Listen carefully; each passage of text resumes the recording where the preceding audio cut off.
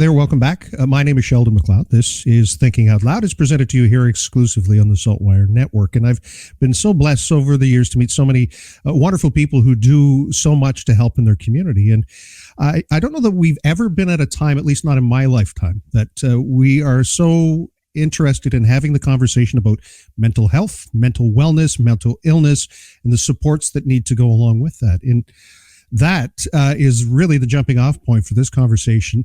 The Canadian Mental Health Association Halifax-Dartmouth branch is, embarking on another opportunity to raise some money, raise some awareness, and it's called the 24th Annual Mosaic for Mental Health Art Exhibition and Sale. Together again, there's a term, there's a phrase or a theme.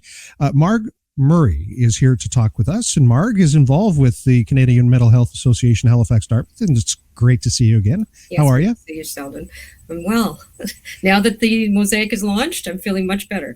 Well, and part of last year's event was, the pivot that happened. There's that word after the pandemic and the shutdowns of the last 2 years. And as you point out, things opened for bidding on Friday, and already you people are rushing in to buy artwork in your support and supporting your agency. Yes, so, and we had a preview on Friday, the 14th, and on Saturday morning at 9 a.m., our website, the Mosaic Market, opened, selling all the beautiful 800 plus mosaic tiles that were donated to us by people who care about mental illness and mental health. And yes, in 2 days, over half have sold. They're $30 each. And we do have also on our website a silent auction, but it's really amazing. It is a labor of love, the Mosaic, because now since the pandemic, we really have two shows. We have the art exhibition, the Mosaic for Mental Health art exhibition, going on at the Craig Gallery until October 30th. And we also have all of our art online. And you can imagine it's a lot of volunteer hands making sure that all of those paintings are scanned and entered. And for any of your listeners who can't get to the Craig Gallery in Alderney Landing, they can just go on our website and view all the beautiful art. And there's still some lovely pieces to purchase. I know when this started because it's right here. It's 24th annual. But how did this all start? Where did this idea germinate from? Yes, well, the idea originally came from a previous executive director when it was Canadian Mental Health Association Dartmouth branch, because it was only in, I think, 2012 when our Halifax and Dartmouth branches came together as one. But it was actually started by Tony Myers, who had this excellent idea. He started it during Mental Illness Awareness Week. And we did run it during Mental Illness Awareness Week, which would have been, it's just the week before when we now start the show, but it became complicated over Thanksgiving. But that's when it started. It started as a Mental Illness Awareness Week event and as a fundraiser.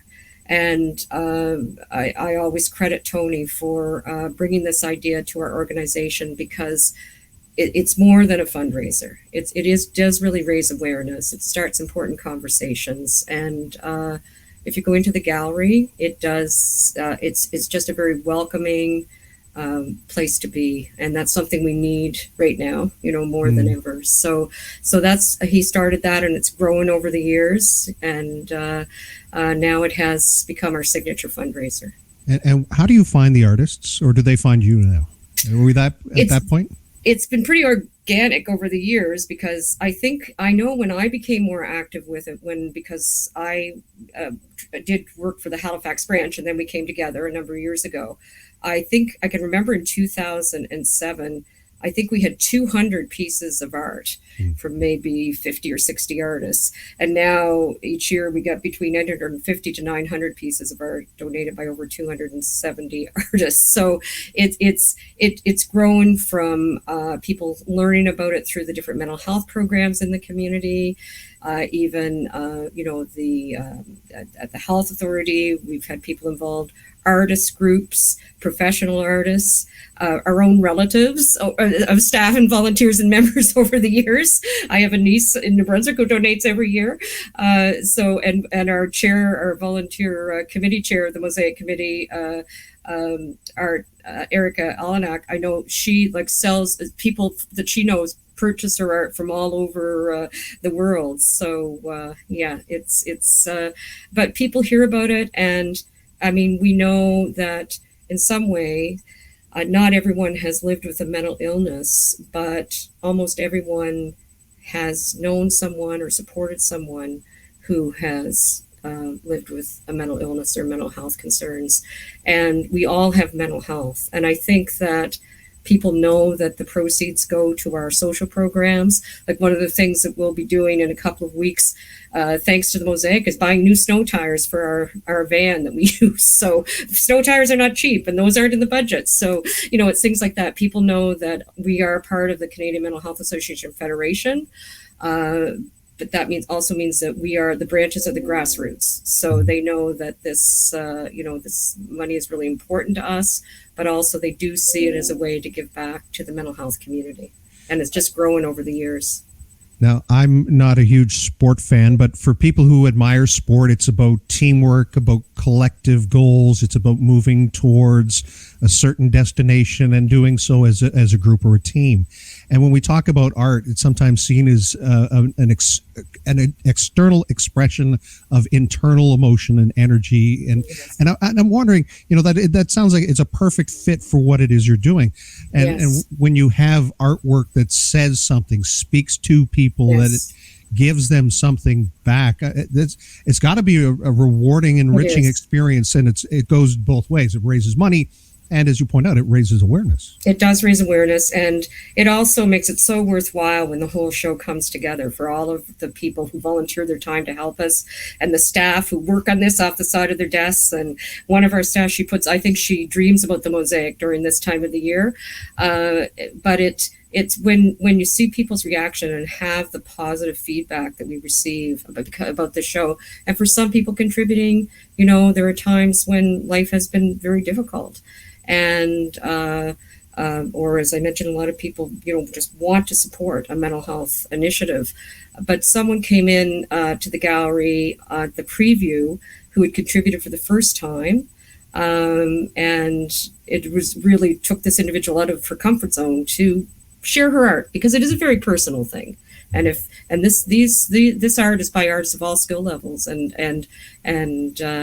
But when she came into the gallery, she was excited to see her art, see it on the poster, but she said she felt like she was getting a warm hug.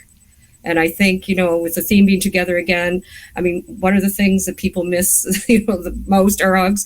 But I thought that was a really beautiful, analogy for her to say. And, at a time when we're just seeing, in some ways, more difficulties that people are experiencing with housing, poverty, trying to access health and mental health care. This gives a little break, a little, just a bright spot in your day to come into our gallery or view the art online. And as you say, this is a fundraiser to help the programming, which is our social programs, is to help people. And it stays directly in our community. Yes.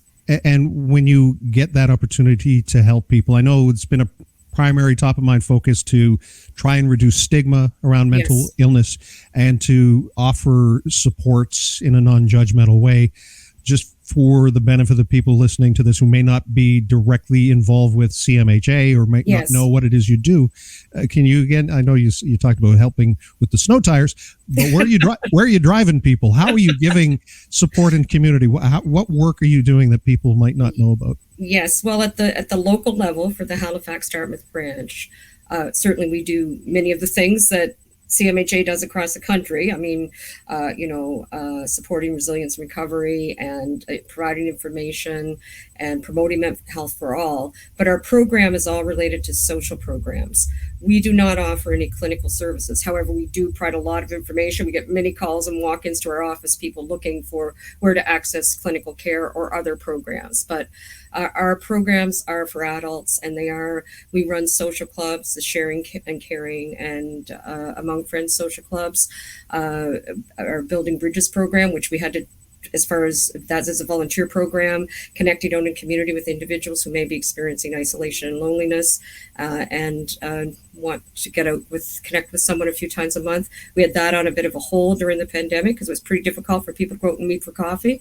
That's back on track. We've also, although right now it's taking a little break, and we'll be back in the spring. Over the last 10 years, we've run the Mental Health Community Coffee House, which is for the public, and looking at a way that, as the Mental Health Foundation always says, changing the way people think, just getting the whole community together. And during the pandemic, we had different grants that helped us to try to connect, because our social programs at the time were all about connecting in person. And when the pandemic happened, we had to kind of, as they say, pivot, help people with some basic needs, and also try to help people, many of whom may be experiencing poverty and did not have access to computers or Wi-Fi, internet, anything like that. Over the last couple of years, we've also, as many agencies have, we've tried to help people get access to cell phones, computers, Wi-Fi. We've done some partnership with the Geo project. We also currently have some digital literacy projects. One is digital literacy for seniors, and the other is getting through the digital door.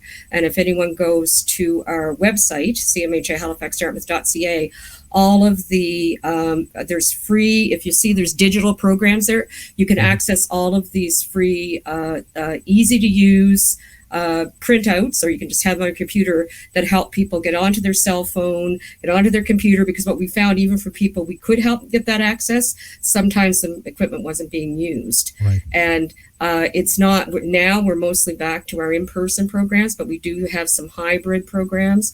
Also, many of our partner agencies, including our provincial office, CMHA Nova Scotia Division, have wonderful programs, like in their Thrive program, that are online. So we know that people will always need this access. So that's something that we've just kind of, because there's a lot of research that's done on, we always talk about social inclusion, social exclusion, but there's also digital exclusion and the digital divide. So that's something in our social, under the banner of our social programs, we're trying to also reduce digital exclusion, so that if we ever, and I hope we never have to go back to any type of lockdowns in the future, but we don't want people to feel so cut off from people and activities. And actually, this afternoon, we now still, in addition to our programs in person, we've kept a couple of our online events on Monday afternoons.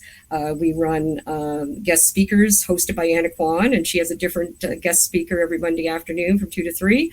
And then on Friday mornings, we have Zoom chat and music, and it's a chance for anyone who's connected with us, and it's very easy to become a member, anyone who's connected to us, to chat. And then we have Larry Williams, who's a longtime supporter of our coffee house. He plays his guitar and sings for a half an hour. Nice. We would sing together, but we can't get it to sync.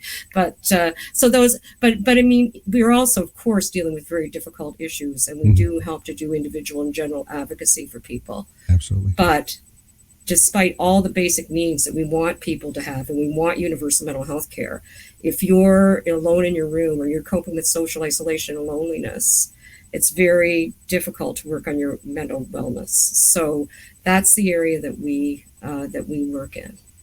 Well, this is all part of a way to raise money at the CMHA, or the CMHA Halifax-Dartmouth.ca page. There's a link through to the silent auction. As you point out, there's already a number of these that have been sold. Yes. So can you see that? Yes, that there should be a sold button on quite a few, not on the silent auction, but the others. On the others as well. So again, up until when does it close? When does the silent auction? When does it all wrap up? The entire exhibition wraps up on Sunday, October 30th at 3:00. The silent auction, the bidding ends at 6 p.m. on Saturday, October 29th. We will continue to sell some of the art online for about a month after this, but the actual show wraps up. People have been very generous who have purchased art, because we asked them to leave it up for the beautiful exhibition until October 28th. On October 28th, which is the Friday, anyone who has not asked to have their art mailed and is arranged for pickup can come in and pick up the art from the gallery, and then the next week they can come to our main office at 2020 Gottingen. And I just want to say, Sheldon, I'd be remiss, and my committee, our volunteer committee, would want me to say this. We're already preparing for the 25th Mosaic for Mental Health Art Exhibition and Sale.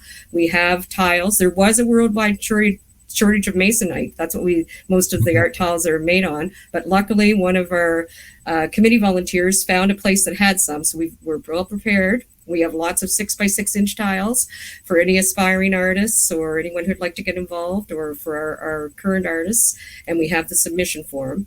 And the theme for our 25th Mosaic is inspired. And so we're already planning for the coming year. And also we want to thank, when you go to our website, you can see that our community leaders, the presenting sponsors are Bell Let's Talk and the Sheer Province of Nova Scotia Office of Addiction and Mental Health, and so many others who've come out to support us. And we're just very grateful, and grateful to the artists and all the volunteers who make this possible. And I was tipped off to this by someone in the Saltwire office, so I'll thank Nancy for that. And yes, Saltwire's beautiful ads, and Clothesline Media and CTV and Rocket. Like, we're so pleased. Those ads, you have no idea. I've told the Saltwire and Chronicle Herald, people are definitely still reading newspapers because we had someone come in with the ad looking for a particular painting that was in that ad. So we're so grateful. We'll wish you well and good luck with the fundraiser and for the stage to be set for the 25th anniversary next year. Marg Murray, it's so nice to catch up again. Thank you so much for your time and the work you do. Oh, well, thank you for inviting me.